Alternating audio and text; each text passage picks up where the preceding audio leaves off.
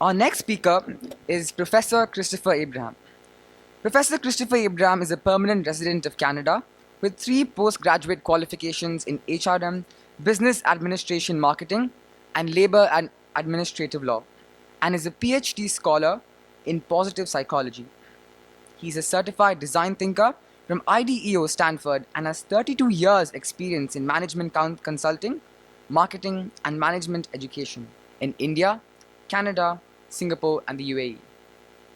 Currently, he is the CEO and head Dubai campus and Senior Vice President Institutional Development at the SP Jain School of Global Management, a Forbes Top 10 economist and FT Top 100 ranked business school with campuses in Dubai, Singapore, Mumbai, and Sydney. Professor Abraham has been a visiting professor at many leading universities in Australia, USA, Canada, Singapore, and UK. His areas of competence are strategy, marketing, leadership, innovation, and the future of education. A much sought after TEDx and keynote speaker, he has successfully presented in numerous global forums and has also conducted many consulting and executive development assignments for global organizations including the World Bank, the Executive Council, Government of Dubai, Emirates Airlines, and more. I would now like to welcome our next speaker, Professor Christopher Abraham. Please let's give a big round of applause. Reimagine the formula for success in a disconnected and distracted world. Sarang is a beautiful South Korean term meaning love. Sarang is also the name of a 3-month-old little baby girl who was found dead in her parents' apartment in the dusty streets of Seoul. Well, what did happen to Sarol's parents? Both of them were obsessively, compulsively addicted to an online game called Prius. And ironically, while Sarang was breathing her last moments, the parents were busy feeding a digital avatar called Anima, which was their digital daughter. And while they were taking great care of her digital daughter, lo and behold, their human daughter lost her precious life. Later, it became the object of an award-winning documentary, which raised the awareness that the world is going through a new kind of scourge, a scourge called digital addiction. Addiction to social media, addiction to digital technologies, addiction to various kinds of glows and screens that infest our modern lives. Now, why reimagine? As a 3-year-old kid, every single day, I would go on a fantasy adventure. One day it would be to far-off galaxies. Another day it would be to different jungles. Every day an adventure in imagination. Today, thanks to digital technologies, we are slowly losing the power to imagine. And I think it's time to wake up and start reimagining. Research shows some very interesting statistics that when the child starts talking, he or she has questions. Many, many questions. And the research also says that by the age of 4, children on an average ask 300 plus questions.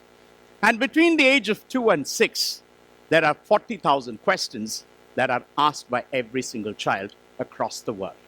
And here's the bad news.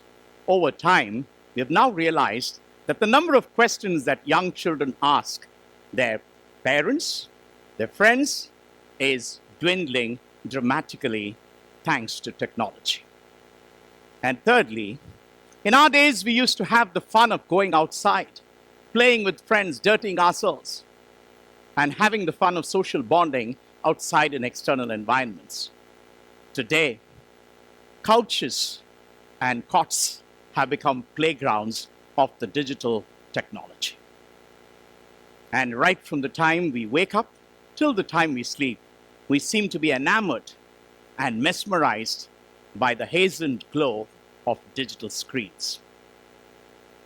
And can we call it an obsession? Can we call it a compulsion? And please remember, I'm not a technophobe. I love my mobile phones. I love my advanced computers.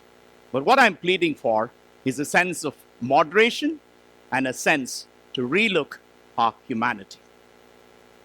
Here are some startling statistics.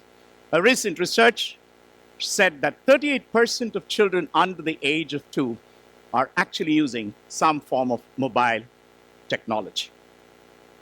Cell phones, 6 plus billion people out of 7 billion are in some way or the other using mobile technology.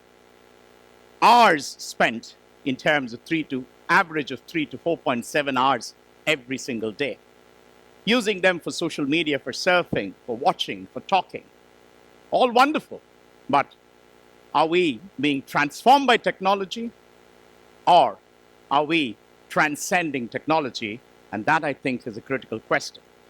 And by the way, many of us are fascinated by the lure of social media. Nothing wrong with it. But please remember, when a gaming app or a social media app is being designed, it's not just being designed by game technology experts.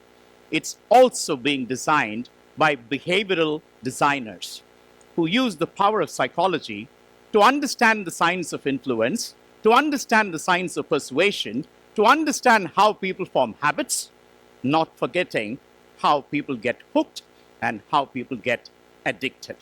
So behind every successful social media app, there's a lot of psychology, there's a lot of science that gets us hooked onto these habits for the right and, of course, sometimes the wrong reasons. So the question, are we being driven to distraction? Food for thought, because in October 2011, right here in the United Arab Emirates, BlackBerry Messenger went off the air for 3 days.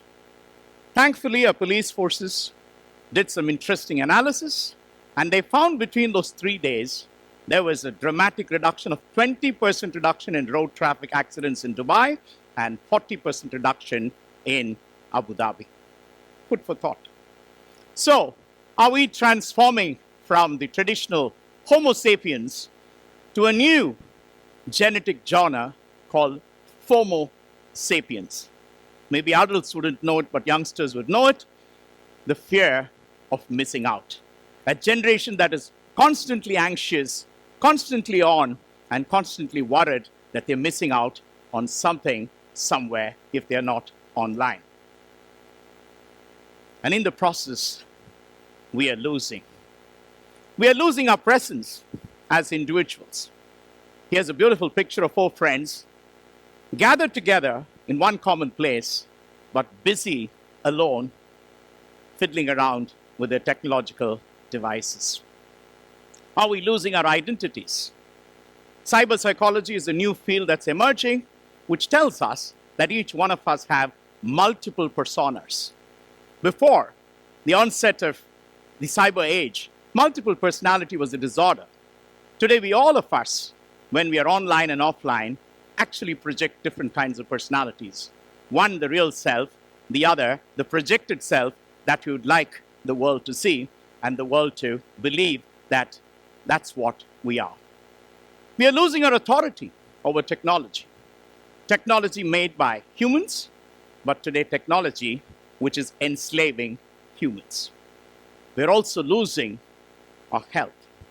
There are hundreds of studies across the world which give us evidence, startling evidence, that excessive use of digital technologies, the glow screens, can have a damaging impact on our physical health, on our emotional health, and our overall well-being. Here's an example of a brain scan done at different age groups, 5 years, 10 years, and an adult. And what you see is the startling. It's not a colorful collage, but it's a picture of radiation, high levels of radiation for a 5-year-old compared to a 10-year-old compared to an adult. And the question now is, digital addiction, is this the greatest mental health crisis of the next decade? I think it's a wake-up call for all of us to reimagine. And please remember that people who are at the forefront of the technological revolution, and I've just used 2 names, but there are hundreds of them behind, Steve Jobs and Bill Gates will ring a bell to all of us, actually restricted the amount of technology that their kids should be using. And I think that's time for us to pause, to relook, reimagine our own connections with technology. So it's time to rethink our priorities, rethink our relationships with technology, and of course, it's not rocket science how we can actually reimagine a world peacefully coexisting with technology and humanity. What we need is nothing but a dose of digital detox. And for the next few minutes, let me share some ideas about how simply it can be done. The simplest thing is to be away from technology for a few hours, for a few minutes, for a few weeks, for a few days. Go to a place of silence and enjoy the moment of what we call the power of silence. In a world filled with technological clutter and chatter, it might do us good, both mentally, emotionally, and physically, to actually take time off, to spend time in silence, which has the power to provide great ideas. And some of you may know that some of the greatest entrepreneurs across the world actually take a silent retreat, not with family and friends, but just alone, to be there, to understand and reimagine their priorities in life and in future. Mindfulness, a word that's often used, understood, and misunderstood. Let me give you a very simple example of an experience that each one of us could have to enjoy the power of mindfulness. Let's say it's a family day out and we're going out to a restaurant to enjoy food. And you would have seen this common scene. Papa is busy with his emails on mobile. Mama is busy checking her WhatsApp. One of the kids is on Instagram and the other one is playing games. And it's supposed to be a family day out. But translate this experience into a different paradigm. Look at the food. Savor the food.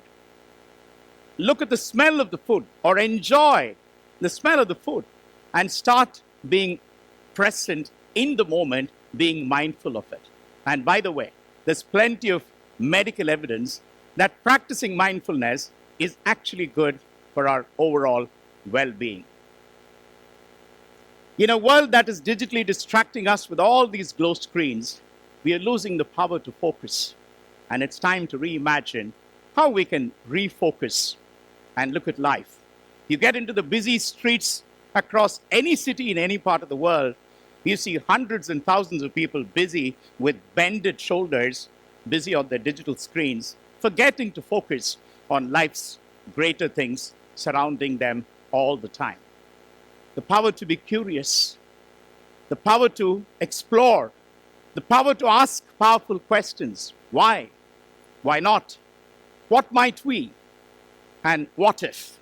Questions that can transform major paradigms in terms of innovation and imagination. And the second important fallout of digital technology is this scary proposition on depression.